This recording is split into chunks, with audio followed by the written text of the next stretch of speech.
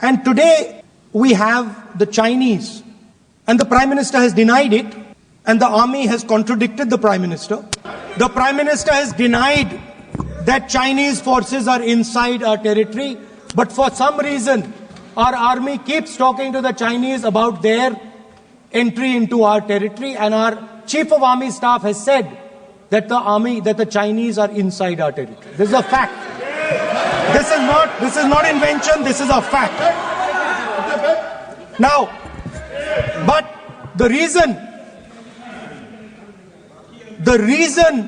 China is inside our territory is important. Because people think that wars are fought between armies and their weapons. But the fact of the matter is that wars are fought by industrial systems. The fact of the matter is that China has an industrial system that is far stronger, far bigger than our industrial system. And that is why they have the guts to come inside this country. The reason China is sitting inside this country is because Make in India has failed. The reason China is sitting inside this country is because India is refusing to produce. And I am worried that India is going to give up this revolution to the Chinese once again. The reason I made this reference is because everything is connected. If and when we fight a war with China, we will be fighting with Chinese electric motors, Chinese batteries, Chinese optics, and we will be buying Chinese motors, Chinese optics, Chinese batteries. It is a non-sustainable proposition. That is why for our security, for the future of our children, for the future of our country, we have to build a production system, and we cannot allow this revolution to go by. Now, the next step, we have a strategic partner called the United States.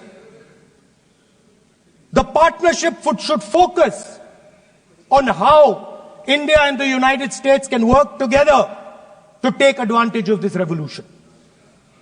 That is what the conversation should be on. Please understand that India is as important as the United States for the simple reason that they cannot build an industrial system without us. They cannot build a production system without us. No matter what they say, the Americans simply cannot do what India can do because their cost structure is much, much, much more expensive than ours.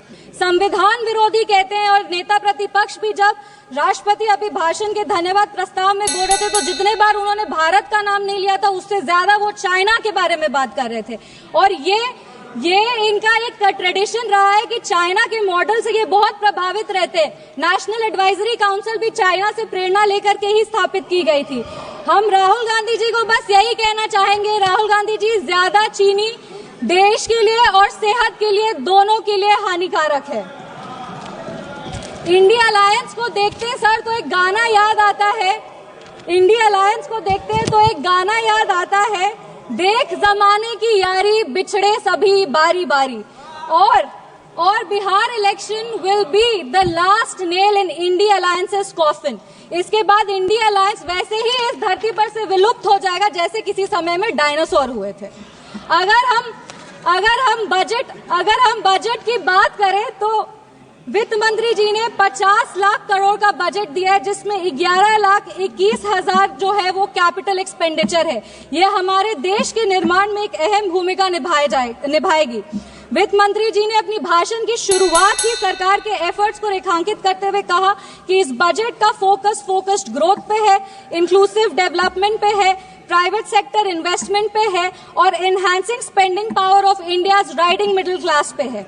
ये budget एक guiding force के रूप में अपने आप को स्थापित करेगा और ये इस बजट का ही परिणाम है कि इतने ग्लोबल अनसर्टेनिटीज के बावजूद भी हमारा देश एक फास्टेस्ट ग्रोइंग इकोनॉमी है। Sir, I am the only speaker from my party, मेरे को अपनी बात पूरी करने का पर्याप्त समय मिलना चाहिए। No nation can prosper without respecting its farmers. किसान हमारे अन्नदाता है, अन्नपूर्णा देवी का साक्षात स्वरूप हमारे किसान है। काफी सारी ऐसी योजनाएं जो आत्मनिर्भर विचारधारा से किसानों को सशक्त करने के लिए लिया जा रहा है। प्रधानमंत्री धन धान्य कृषि योजना हो, जो 100 जिले जिसमें कम उत्पाद होते हैं वहां पर लगभग 150 करोड़ किसानों को ये योजना जो है वो फायदा देगी। वो फसल विविधीकरण हो, सिंचाई हो या ऋण उपलब्ध कराना हो, इस योजना के तहत किसानों को सशक्त किया जाएगा। Rural prosperity and resilience programme के तहत ग्रामीण क्षेत्रों को मजबूत किया जाएगा। आर्थिक रूप से उनका सशक्तिकरण होगा। आत्मनिर्भरता in pulses. Sir, I am the only speaker from my party, sir. I have enough time, I know. Mission for आत्मनिर्भरता इन पल्सेस के तहत तूर, उड़द, मसूर दाल जैसे जो उत्पादन है उसको भी पूरा किया जाएगा। आप कम समय दे रहे इसीलिए हम फोकस पे आते हैं। दलितों का उत्थान के लिए सरकार ने क्या काम किया। पद्मश्री आचार्य किशोर कुणाल ने अपनी किताब दलित देवो भव में लिखा था, जिस दिन समता की आधारशिला पर बनेगा सुदृढ़ वितान, धन्य होगा यह देश और संगठन हमारा होगा अत्यंत महान। जब भारत के भाल पर सुशोभित होगी जाति समता की पताका, तब मिटेगी इस देश की दारुण दुखों की राका। इसी को आधारशिला बनाते हुए, एक सेकंड सर प्लीज, एक second sir, let me complete. इसी को अपनी आधारशिला बनाते हुए दलितों के लिए बहुत काम हुआ। उसके कुछ आंकड़े हैं जो हम पेश करना चाहेंगे। महिलाओं को अनुसूचित, जो महिलाएं अनुसूचित जाति जनजाति से आती है, उनको पहली बार ऐसी 5 लाख फर्स्ट टाइम एंटरप्रेन्योर्स होंगे जिनको 5 साल में 2 करोड़ की राशि दी जाएगी। दलितों के लिए जो बच्चे हैं जो पढ़ाई कर रहे हैं उनके लिए पोस्ट मैट्रिक स्कॉलरशिप प्रोग्राम है और प्री मैट्रिक स्कॉलरशिप प्रोग्राम है। Thank you. Please conclude. Please conclude. Give me 5 minutes, sir. Please let me complete. It is not possible. 10 parties. Please, madam. 10 parties together have been allotted only 17 minutes. Already you took 7 minutes. Post matric scholarship scheme के तहत 2024 में लगभग 4.5 लाख ऐसी छात्रों को 5 करोड़ की छात्रवृत्ति वितरित की गई है और प्री मैट्रिक स्कॉलरशिप स्कीम के तहत 18 लाख छात्रों को 437 करोड़ की राशि दी गई है। सर, अनुसूचित जनजाति बिहार में लगातार जातियों को सिर्फ राजनीतिक लाभ के लिए इस्तेमाल किया गया था जब विपक्ष की सरकार थी। इंदिरा गांधी जी बेलची गांव गई थी हाथी पे चढ़कर, उसके बाद भी उन्होंने सिर्फ और सिर्फ उनके लाभ के लिए दलितों को प्रताड़ित किया गया। जब लालू यादव जी आज समाजवाद पे बहुत लंबे भाषण देते हैं, पर ये बात सत्य है कि अगर सबसे ज्यादा दलित को प्रताड़ित किया गया था तो वो उन्हीं की शासनकाल में किया गया था। हम अपने राष्ट्रीय अध्यक्ष श्री चिराग पासवान जी का आभार व्यक्त करते हैं, जिनके प्रयासों, सर 5 मिनट्स, जिनके प्रयासों के वजह से आज निफ्टेम जैसे जो इंस्टीट्यूट है वो बिहार में आ रहे हैं और आने वाले समय में बिहार ईस्टर्न हब में एक जो फूड प्रोसेसिंग है उसका एक नोड बनेगा।